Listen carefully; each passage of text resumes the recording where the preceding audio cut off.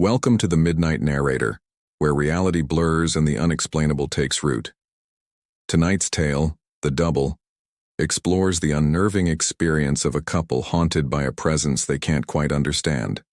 What happens when the person you love isn't where they should be, but someone who looks just like them is standing in their place?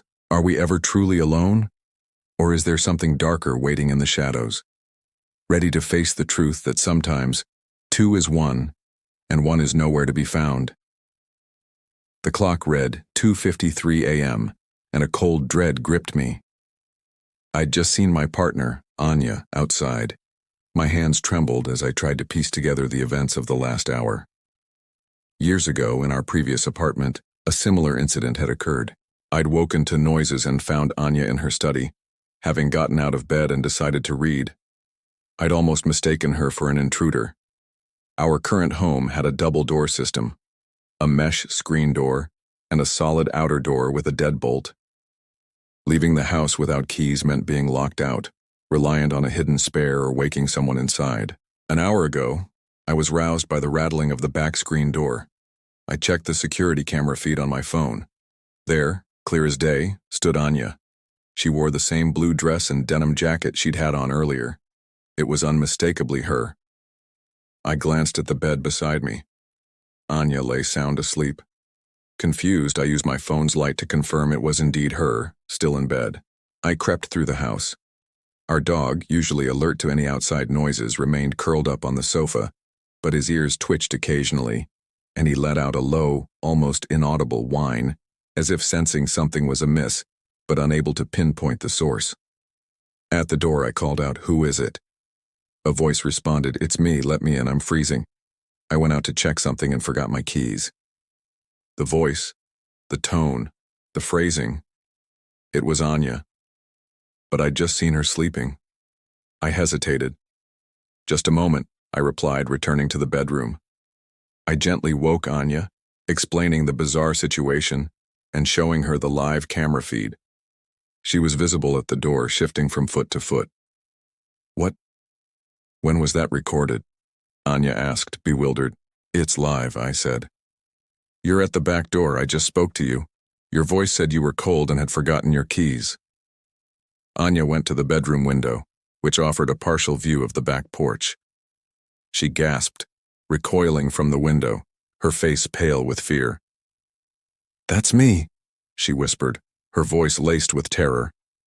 Panic surged through me. I grabbed a heavy flashlight from the closet. We returned to the door, my hand instinctively going to the lock. "What's your name?"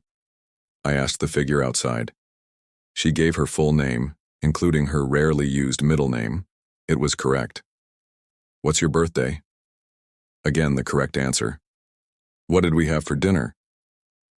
"You made pasta with pesto and roasted vegetables," she replied. Another correct answer. My real Anya, standing beside me, trembled. I whispered, "Ask her something only you would know." Anya took a deep breath.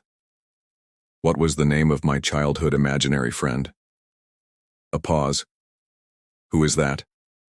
The figure outside said, the voice now tinged with confusion and a hint of panic.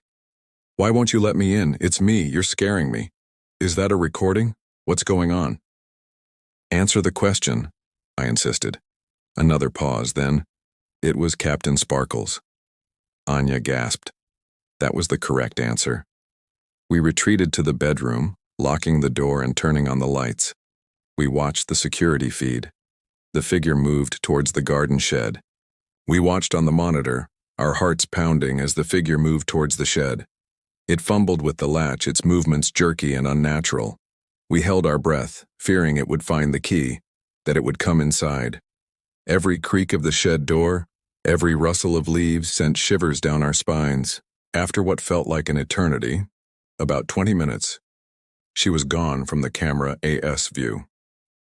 We stayed awake, watching the monitors. The figure, whoever or whatever it was, knew intimate details about Anya. The thought of it finding the spare key and entering the house was unbearable. The next morning we checked the garden shed. The spare key was still hidden in its usual spot. There were no signs of forced entry. We never saw the figure again. We moved out a month later, unable to shake the feeling of being watched. Every time Anya and I argued, every time she left the room, I would find myself glancing over my shoulder, half expecting to see her standing there in two places at once. The experience had poisoned something between us, a subtle but undeniable shift in our trust. We never spoke of it to anyone. Who would believe us? And what could we say? That we'd met ourselves? The memory of that night, of hearing Anya's voice coming from outside while she stood beside me, is something I will carry with me forever, a chilling reminder of the unknown that lurks just beyond the edge of our perception. And that's the end of the double.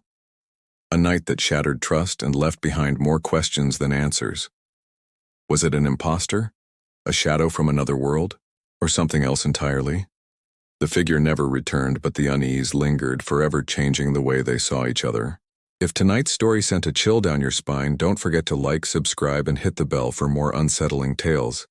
Until next time, remember, sometimes the people closest to us aren't the only ones walking through the door. This is the Midnight Narrator, and we'll be waiting just beyond the threshold.